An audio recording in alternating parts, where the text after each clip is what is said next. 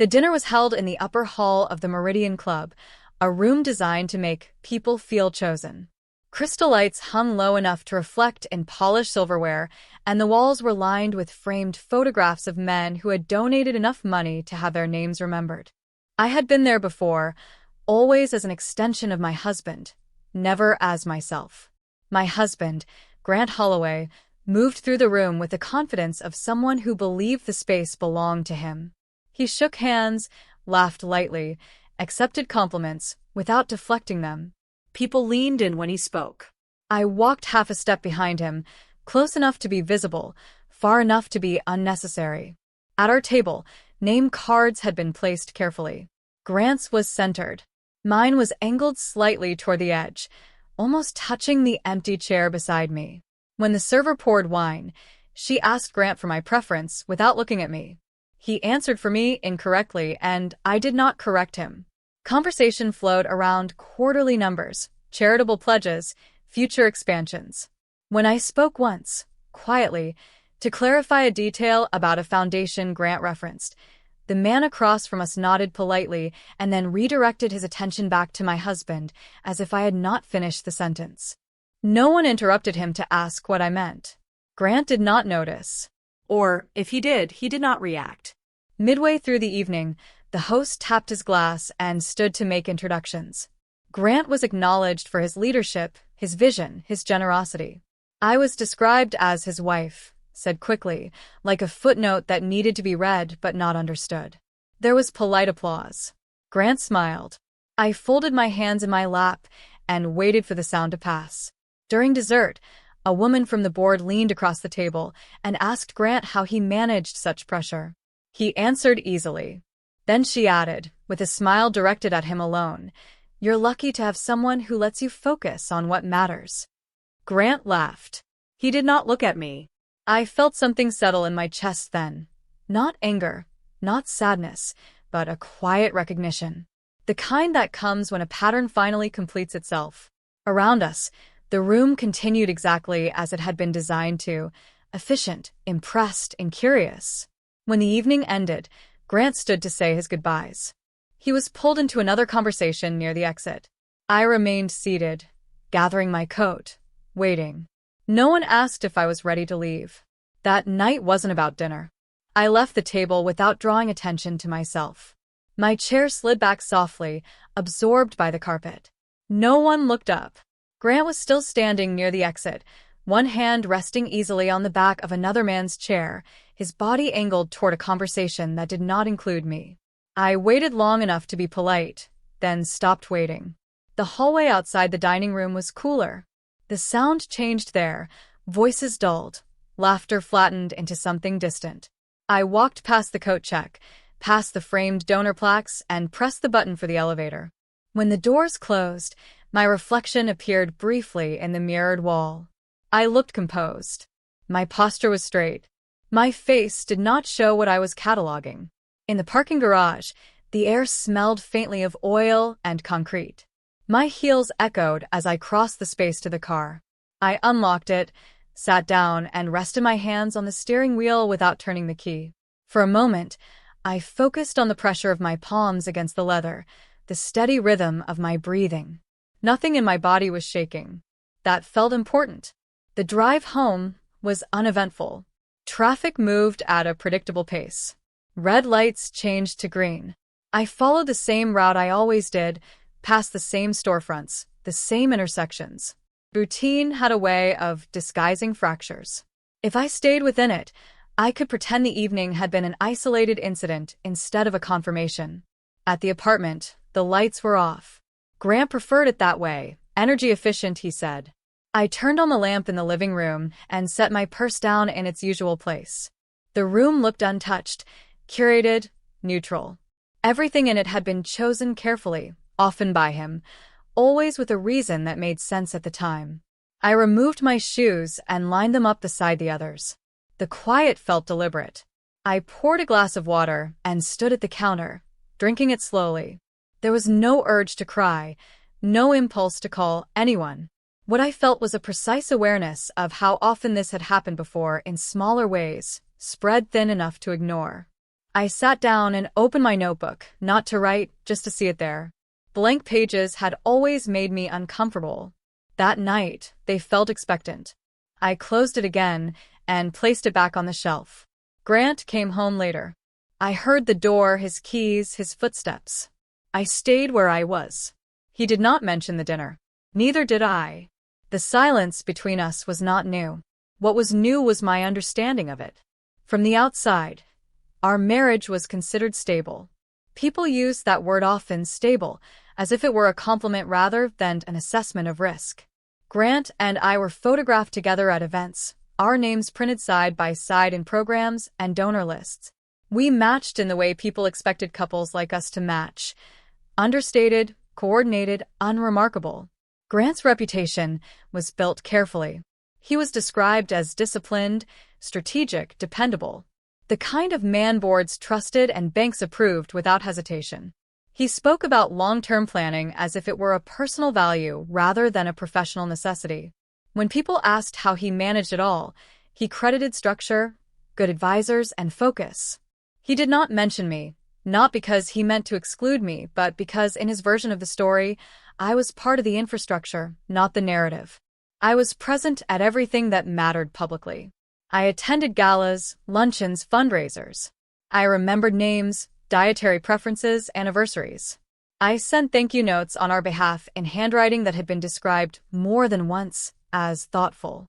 When people praised our generosity, they looked at Grant.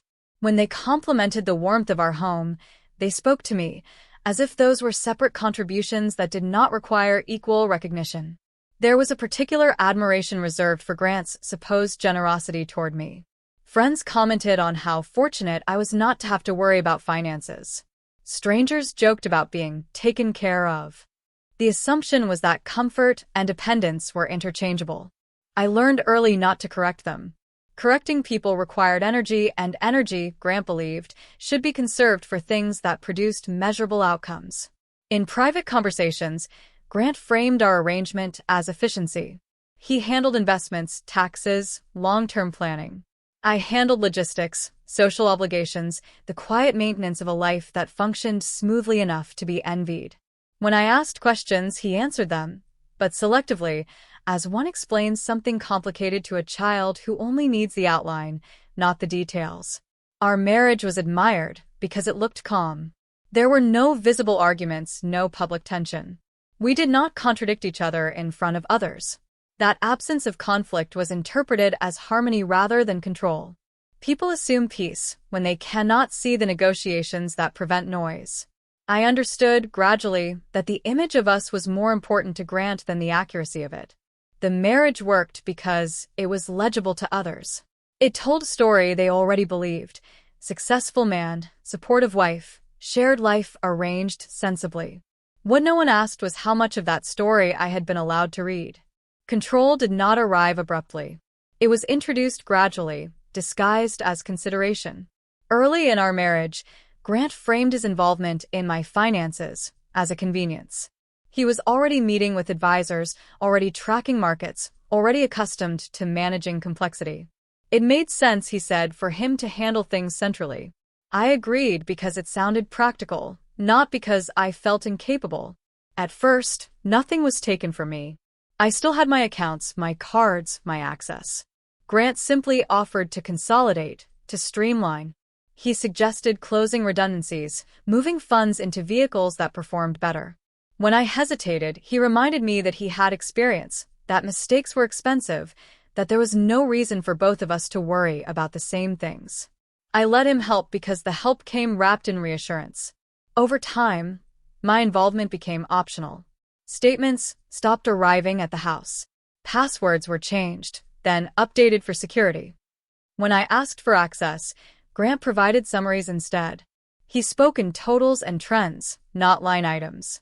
If I pressed for specifics, he would sigh lightly, not in frustration, but in something closer to patience, as if indulging a curiosity that did not require encouragement. Language mattered to him. He never said I couldn't handle money. He said I didn't need to. He never said I was dependent. He said I was protected. The distinction was subtle enough to pass unnoticed, even by me, for a long time. There were moments when I sensed imbalance. Small ones.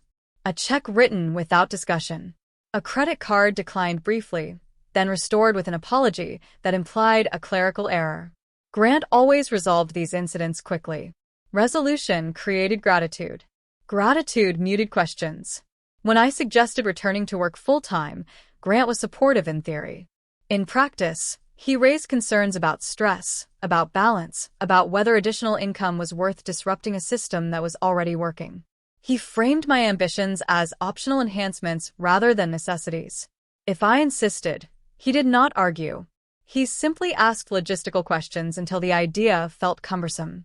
Emotional conditioning followed a similar pattern. Grant did not raise his voice. He corrected quietly. When I remembered something differently than he did, he smiled and said I was probably misremembering. When I felt uneasy about a decision he had made, he reminded me of outcomes that proved his judgment sound.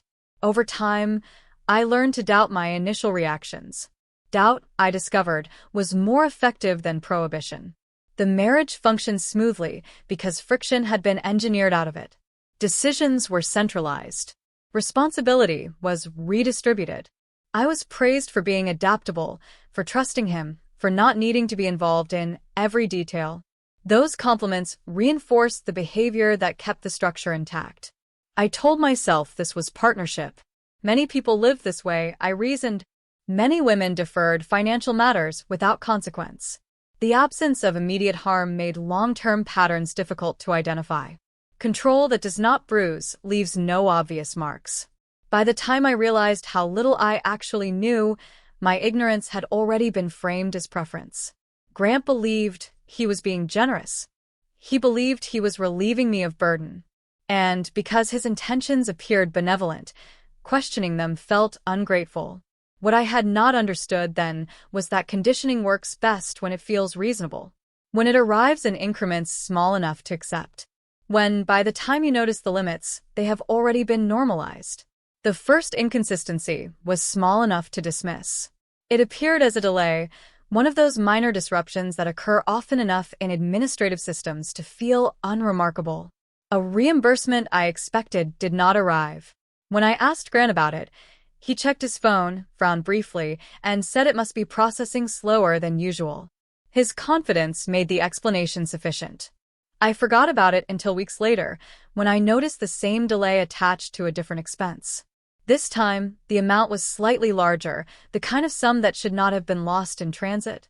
I mentioned it again, casually, as we were clearing the table after dinner. Grant paused, then said he would look into it. His tone suggested efficiency, not concern. The money appeared 2 days later. No explanation accompanied it. The timing felt coincidental, but I told myself coincidence was common. Patterns, I had learned, were dangerous assumptions unless supported by repetition. What lingered was not the delay itself, but the way Grant had responded. He had not asked for details. He had not requested documentation. He had not seemed surprised. It was as if he already knew where the issue was and how to resolve it, without needing additional information from me. After that, I began noticing smaller things. Account balances that rounded differently than before. Transactions grouped in unfamiliar ways. Language in summaries that felt deliberately vague. None of it was overtly alarming. Each detail, isolated, could be explained. Together, they created an impression I could not yet articulate.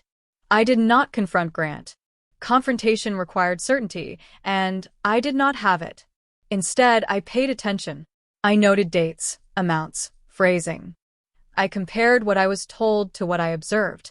The exercise felt academic, almost detached. Observation, unlike accusation, did not require permission. One afternoon, I requested a full statement for an account I had not reviewed in years. Grant provided a condensed version. When I asked for the original, he hesitated, then said the bank no longer issued paper statements. The claim was inaccurate. I knew this because I had received one from the same institution less than a year earlier, addressed to him. The discrepancy was minor. The implication was not. I let the matter drop. I thanked him for checking. Outwardly, nothing changed. Internally, something shifted. The benefit of doubt, once extended, is difficult to retract. I did not retract it fully. I narrowed it. Looking back, that moment stands out not because it confirmed wrongdoing, but because it marked the point at which I stopped assuming alignment. Trust did not disappear. It was reclassified. No longer foundational, it became provisional. That distinction would matter later, when memory sharpened and details arranged themselves into something clearer than suspicion. I did not begin by searching for proof. I began by organizing what I already had. That distinction mattered to me. Searching implied intent. Organizing implied responsibility. I told myself I was simply becoming more informed about my own life. I started with dates, calendar entries, old emails, event programs. I cross-referenced travel with expenditures, reimbursements with absences. The work was slow and deliberately uneventful. I did it in the mornings, when the apartment was quiet and Grant was already gone. I spread papers across the dining table, then cleared them before noon, returning everything to its place. There was no visible disruption. Access was the first obstacle. I requested records gradually, never all at once. I framed each request as a practical need, an application, a verification, a routine update. Grant complied inconsistently. Some documents arrived quickly. Others were delayed, summarized, or redirected. The pattern of resistance was subtle, but it was there. I opened a separate email account and used it only for correspondence related to finances. I downloaded statements when I could, saving them in folders labeled by year.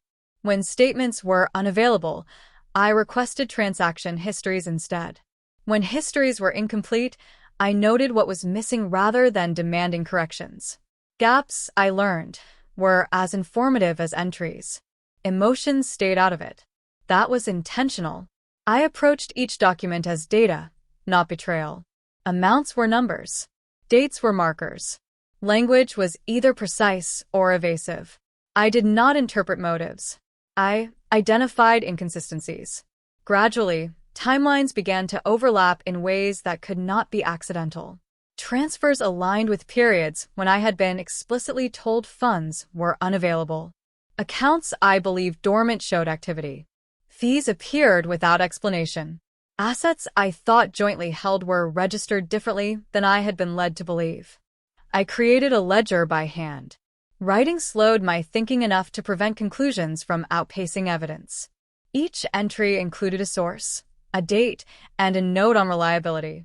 If something could be explained innocently, I wrote that down too. I was not building a case yet.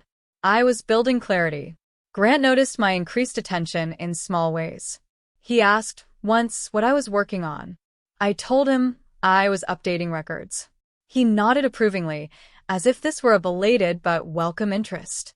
His reaction reinforced my decision to remain neutral. Suspicion would have changed his behavior. Normalcy preserved it. Some evenings, I reviewed documents after dinner, sitting across from him on the couch. He watched television. I read quietly. The proximity felt ironic. We occupied the same space, but our awareness of it differed. He believed I was catching up. I was reconstructing. There were moments when the scope of what I was uncovering pressed against my composure. Not because of the amounts involved, but because of the duration. This had not been a series of isolated decisions. It had been maintained, adjusted, corrected when necessary. That realization required me to slow down further. Rushing would introduce error. I did not tell anyone what I was doing. Not because I felt ashamed, but because I did not want interpretation layered onto evidence prematurely. Once a story is told, it resists revision. I needed the story to remain flexible until the facts settled. By the end of that phase, I no longer questioned whether something was wrong. The question had become how much. Discovery, I learned, is rarely dramatic. It is repetitive, quiet, and accumulative.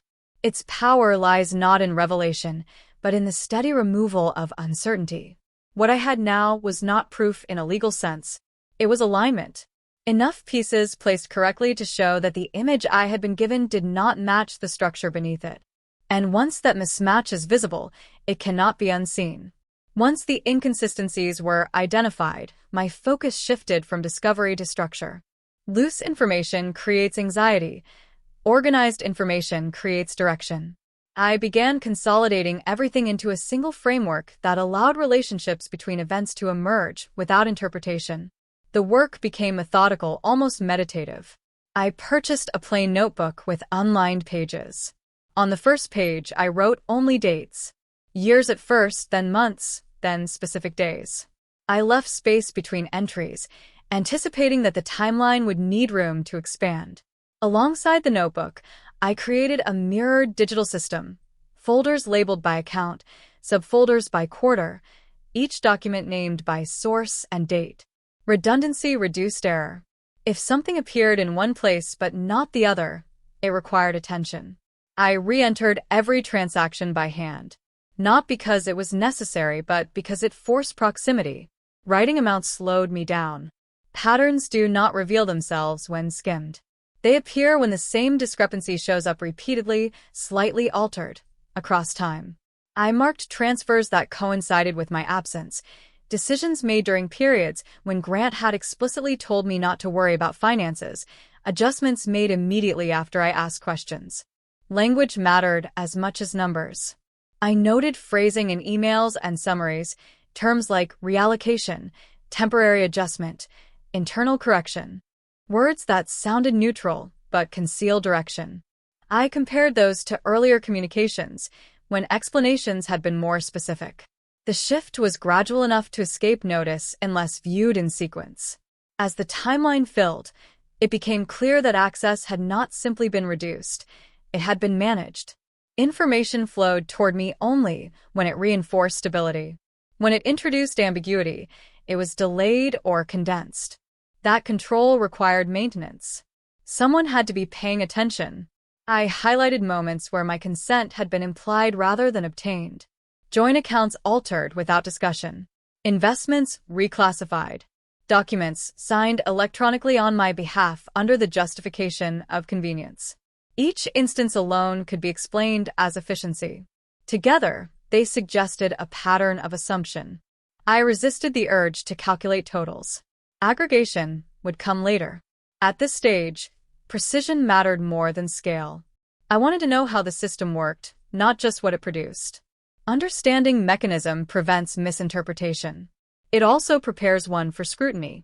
Emotions surfaced briefly during this phase, usually late at night, when the quiet made concentration easier but also removed distraction. I addressed it by returning to process. If a realization felt overwhelming, I wrote it down as a question rather than a conclusion. Questions preserve neutrality. Conclusions demanded action before readiness. Grant remained unaware. Or, if he noticed changes, he attributed them to diligence. He complimented my organization once, remarking that it was good I was finally taking an interest. I accepted the comment without response. Correcting his assumption would have altered his behavior. I needed it unchanged. By the end of that month, the timeline extended across several years. The repetition was unmistakable. This was not negligence. It was design. Not malicious in presentation, but deliberate in execution. Control maintained through consistency rather than force. I printed a summary version and placed it in a folder marked only with a year. No labels that implied accusation. If anyone else were to read it, the facts would speak without instruction. That was important. Documents gain authority when they do not argue. What I had constructed was not yet a case.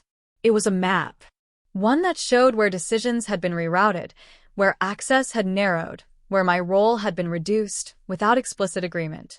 The clarity was steady, not shocking. And because it was steady, it was reliable. Investigation had changed me in a subtle way. Not hardened, not angry, just precise. Precision, I would learn, is difficult to dismiss. I waited before involving anyone else. Not out of fear, but out of respect for accuracy. External confirmation carries weight only when internal work has been done properly. I needed my questions to be specific, not exploratory. Vague concerns invite vague reassurance. The person I contacted was Elaine Porter, a forensic accountant Grant had worked with briefly years earlier during a business transition. Her name appeared in older emails I had archived, back when transparency was still presented as collaboration. I reached out under the pretext of needing clarification on historical filings connected to a document that bore both our names. Elaine agreed to meet in her office downtown. The space was unremarkable, neutral furniture, functional lighting, no personal photographs. That alone felt grounding. She reviewed the materials I brought without commentary at first, flipping pages slowly, occasionally making a note in the margin. I watched her hands, not her face. After a while, she stopped and asked how much I already knew. I answered honestly. Enough to see patterns, not enough to interpret intent. She nodded once, as if that distinction mattered. Elaine confirmed what I had suspected, but not yet named. The structures were not illegal by default, she explained, but the execution raised questions. Consent mattered. Disclosure mattered. The absence of both over time created exposure. She pointed to specific entries and explained how they would be read by an external reviewer. Her language was careful, technical, precise. What struck me was not the confirmation itself, but the absence of surprise. Elaine did not react as though she were uncovering something unprecedented. She treated it as a familiar configuration, one she had seen variations of before. That familiarity expanded the scope of what I was dealing with. This was not unique to my marriage. It was a known pattern with known outcomes. She asked whether Grant was aware of my review. I said no. She advised me to keep it that way. Information asymmetry, she noted, works both ways. Timing determines leverage. Before I left, Elaine summarized the situation in terms that stripped it of emotion entirely. There were discrepancies. There were assumptions made on my behalf. There was sufficient documentation to warrant independent review. She did not advise confrontation. She advised preparation. I thanked her and left with copies of her notes, each marked with dates and references. The walk back to my car felt different from previous exits. Not lighter, but steadier. Doubt had been replaced with confirmation, and confirmation carries responsibility. At home, I added Elaine's observations to my timeline without embellishment. External validation did not change the facts, it clarified their implications. That distinction mattered. I was not seeking permission to act. I was ensuring that when I did, the ground beneath me would hold. That night, Grant asked what I had done during the day. I told him I had run errands. It was true, in the narrowest sense. He nodded and moved on. The expansion of scope did not provoke urgency. It produced calm. Now that I knew the structure was recognizable, the process became predictable. And predictable systems, unlike people, can be navigated. I chose the moment carefully. It was late afternoon on a Thursday, when Grant typically returned from his office, but before the dinner hour. The apartment was quiet, a space that allowed focus without interruption. I had prepared nothing to say emotionally, only points I could reference if necessary. Preparation was not defiance, it was measurement. When he entered, he greeted me in the usual tone, unaware that the equilibrium had shifted. I had no intention of announcing suspicion, only of observing response. I asked about a particular transfer, one of the minor discrepancies I had catalogued weeks earlier. I phrased it neutrally, as if curious, not accusatory. Grant, I noticed this adjustment in the account. Do you know why it appears this way? He leaned over the counter, reading the figure, smiling lightly. Oh, that. I handled it during the review last month. It's nothing. Just a correction. You'd never notice unless you were checking obsessively. His words were meant to reassure, to reassert authority subtly. But I had anticipated this. I did not nod. I did not smile. I did not react in any visible way that suggested emotional disturbance. Instead, I recorded the interaction mentally, noting tone, timing, phrasing, and his physical cues, subtle tensing of shoulders, eye movement toward the laptop on the counter, a slight tightening around the jaw. I asked a follow-up question about a secondary item. His response was identical in structure, calm, confident, subtly condescending. He believed he was demonstrating expertise. In reality, I was verifying patterns. The dynamic had shifted. He no longer controlled the narrative entirely.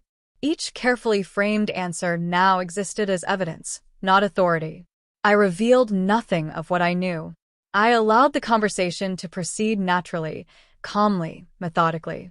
I did not need to challenge him verbally. Observation was enough. Any misstep, any inconsistency, would be documented. After 15 minutes, the exchange ended. Grant returned to his laptop. I returned to my notes. The room contained the same furniture, the same lighting, the same habitual sounds. Nothing appeared different. Everything was different. The power balance had begun to tilt quietly.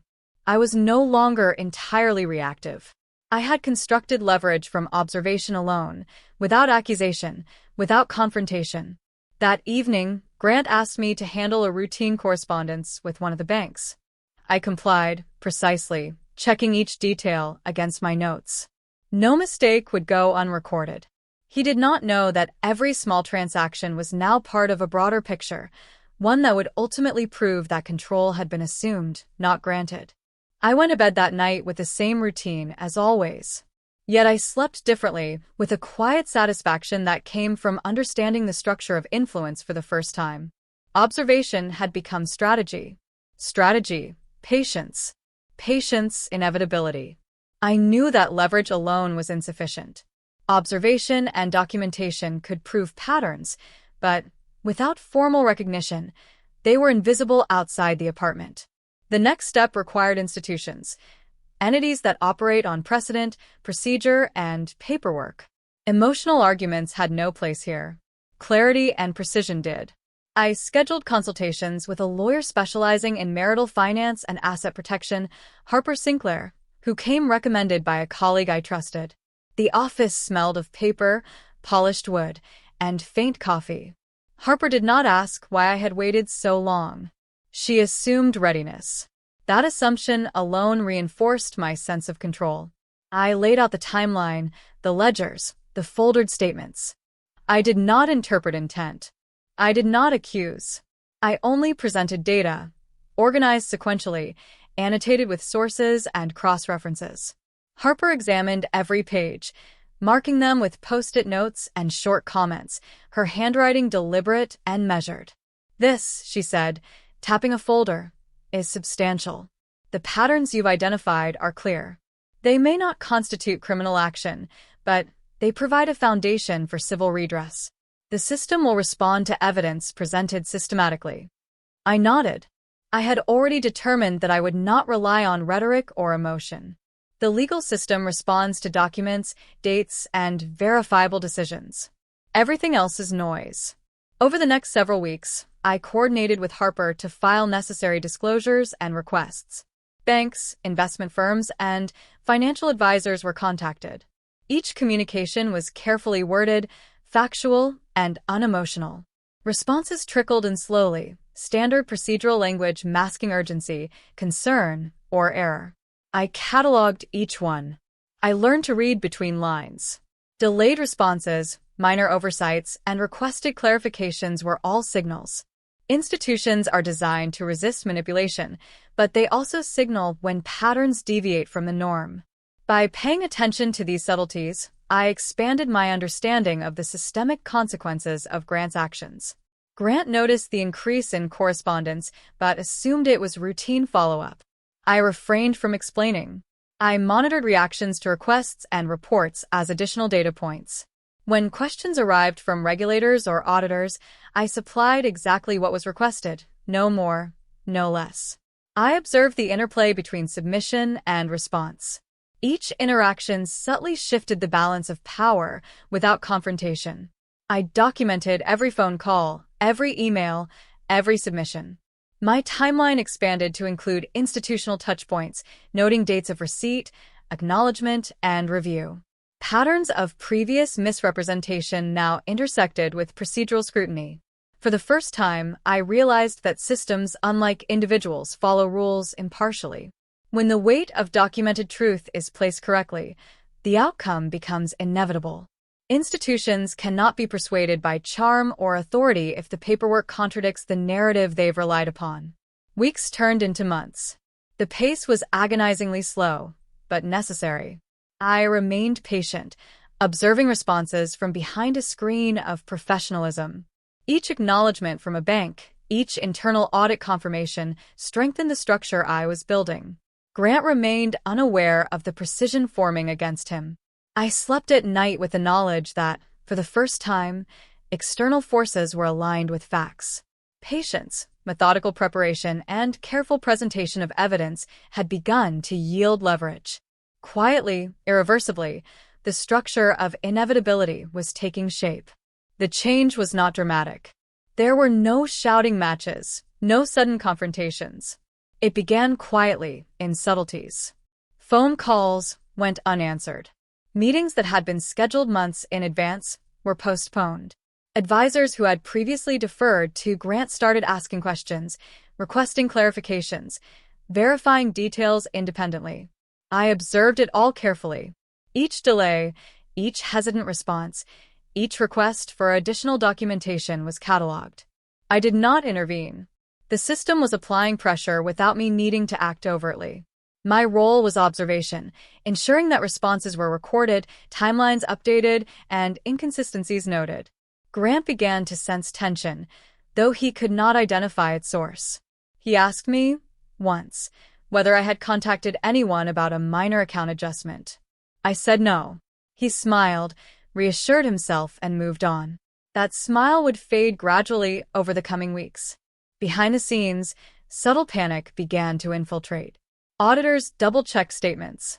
Banks flagged transactions for additional review. Minor errors in filings long overlooked were now being questioned. Grant's assistants began to seek approvals from multiple sources rather than relying solely on him. Decisions that had once flowed smoothly through his hands now required verification. The impact was silent, cumulative. Grant continued his routines, unaware that the structure he had relied upon to maintain control was quietly unraveling.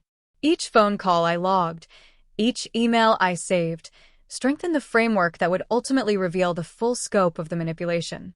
I maintained calm. I did not comment on delays or inquiries. I answered questions factually, providing documentation when requested and remaining neutral in tone. Silence, I realized, was a more effective weapon than accusation.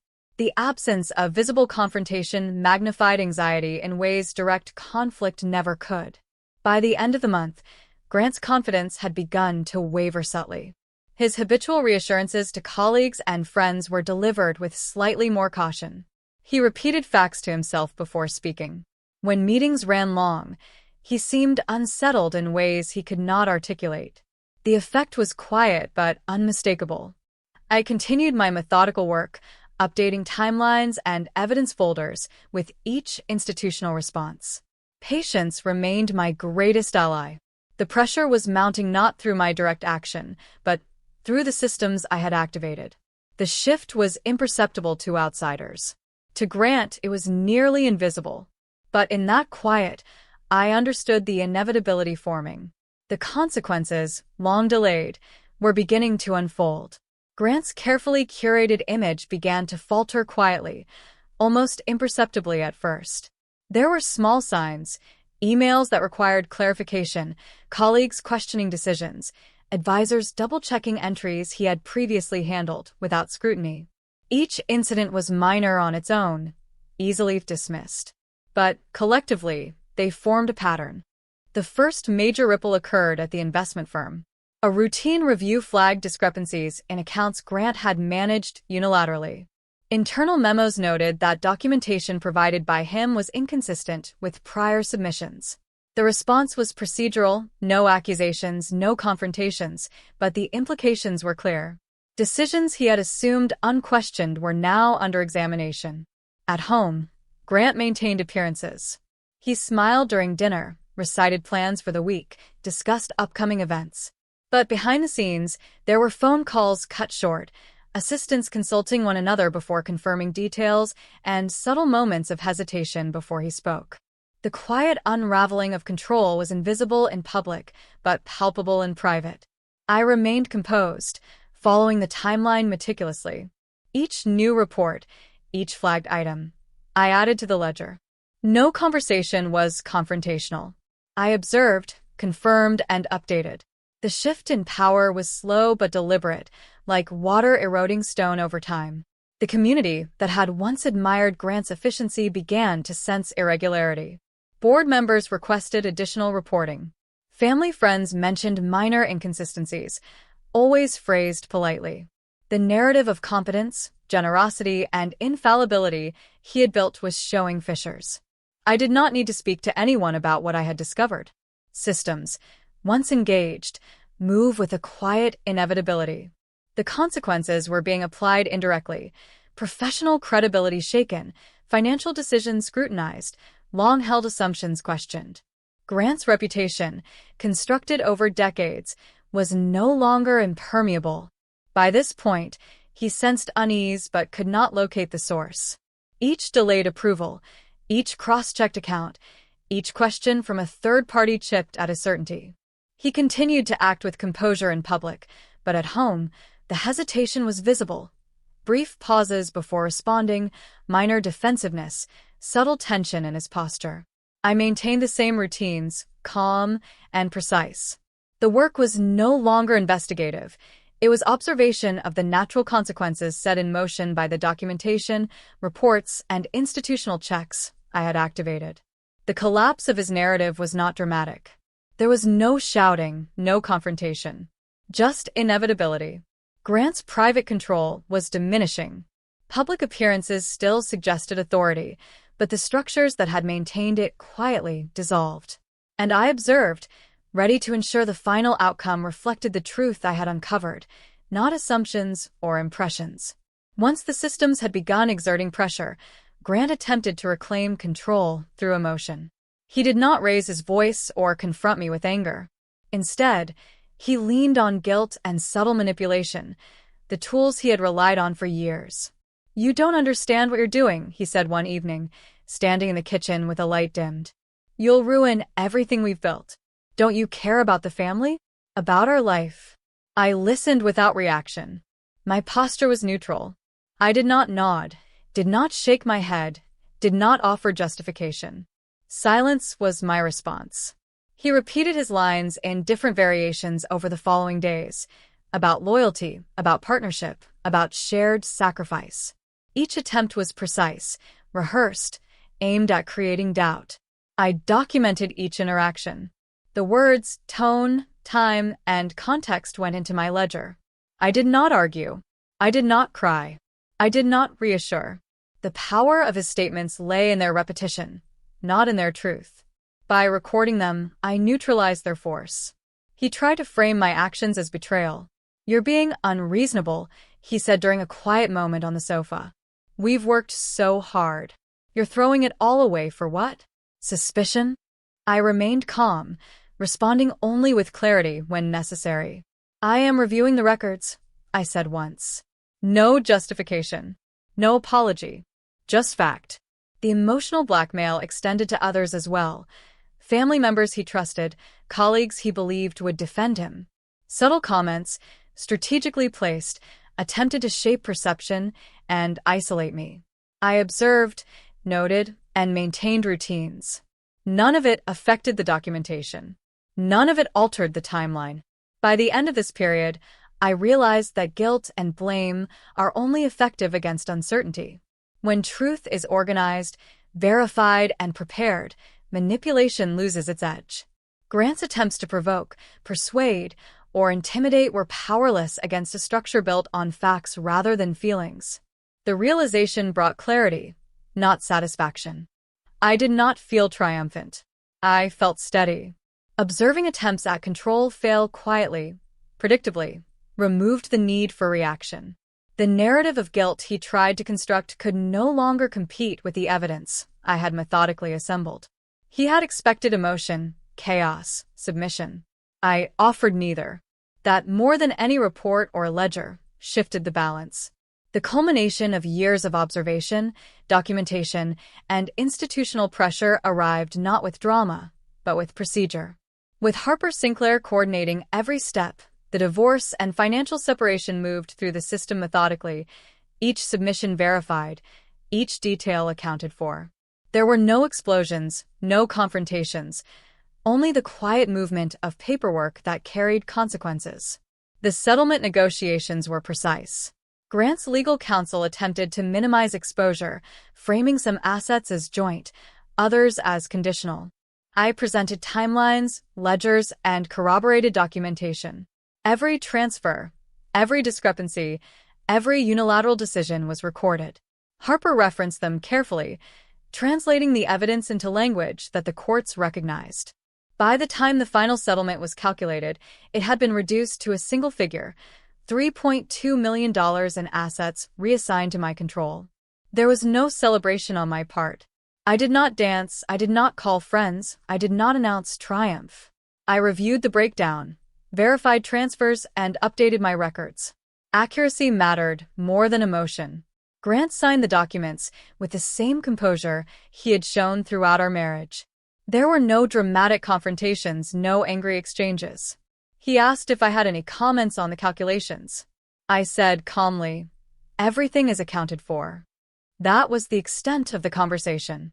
The bank transfers, title adjustments, and account reassignments followed standard timelines. Each confirmation was added to my folders. Each verified figure reinforced the reality I had constructed through patient observation and methodical preparation. The settlement was not a victory in the theatrical sense. It was a correction, a restoration of autonomy that had been quietly eroded over years. Grant attempted, subtly, to frame the outcome as compromise. "We've both given and taken," he said once, with a faint smile. I acknowledged him without agreement. Facts are not negotiable, perception is. He had assumed control for decades, and now the system, guided by precise documentation and legal scrutiny, had rebalanced it. I took no pleasure in the financial outcome. The significance lay in independence regained, not in restitution itself. The settlement ensured that the years of controlled oversight would no longer limit my choices, but it did not erase the patterns that had existed. What it did do was provide clarity. Authority had shifted, and it had done so quietly, inevitably, with the weight of evidence behind it. By the end of this phase, I understood that legal and financial resolution is not about vindication. It is about alignment between reality and structure. The $3.2 million was not a reward. It was recognition of a truth long obscured, finally formalized, and firmly established. Months passed after the settlement, and life settled into a rhythm I had not known in years. The apartment felt different, though nothing had physically changed. The air seemed lighter, the routines more deliberate. I managed accounts directly, monitored investments personally, and made decisions without seeking approval or reassurance. Independence was no longer theoretical, it was operational. Grant's presence in my life diminished naturally. There were polite exchanges regarding residual matters, but I maintained emotional and physical distance. Conversation was factual, brief, and controlled. I observed him, noting that the confidence he had carried for decades now carried subtle hesitation. His attempts to assert influence were met with calm, precise responses. Silence and documentation had become my tools, as effective as any legal instrument. Friends and colleagues who had once deferred to his authority began to see the separation as practical rather than sensational. I did not announce it. I did not seek validation. People adjusted naturally to the reality, as the facts dictated. I found new routines. I attended meetings, handled finances, and engaged socially on my own terms. Each decision reinforced autonomy. The quiet control that Grant had exercised over years of my life had been dismantled methodically, invisibly, and without spectacle. My independence was not a rebellion. It was an extension of the clarity and preparation that had guided every step of the process. Emotionally, I felt a reserved satisfaction, not triumph. Satisfaction comes from accuracy and completion, not dramatics. The world did not need to witness the shift. The structural balance mattered more than perception. My time, energy, and attention were finally my own, redirected toward stability and forward movement. Evenings became my own. I could decide what to cook, when to read, where to focus. Small freedoms unnoticed by outsiders acquired weight. The absence of interference became a quiet affirmation of agency. I did not dwell on the past. I cataloged it as always for reference and understanding. Every lesson was folded into a framework that ensured I would not unknowingly relinquish control again. Months later, the ledger remained updated, not as an obsession, but as a record of clarity. The systems I had engaged continued to function predictably. The consequences for Grant were permanent but quiet. No dramatic public humiliation, no outburst, only a structural recalibration that reflected the truth he had tried to obscure. I had learned that stability is achieved not through confrontation, but through meticulous preparation, patient observation, and disciplined action. The long-term aftermath was a life reconstructed, not through emotion, but through precision.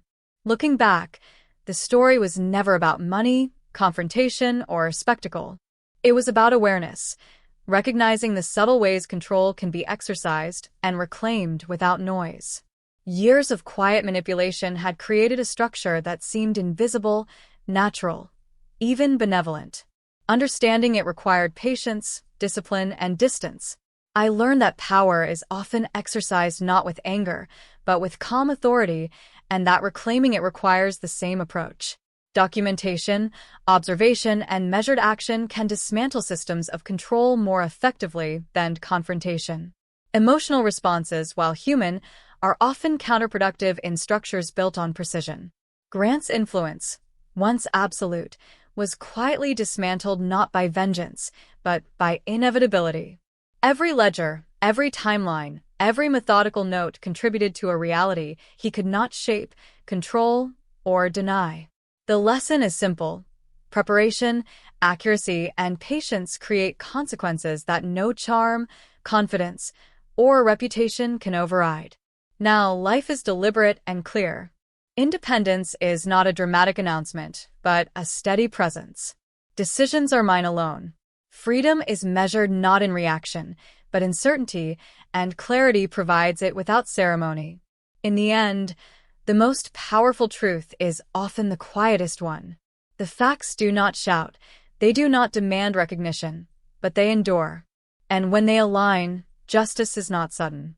It is precise, inevitable, and quietly complete.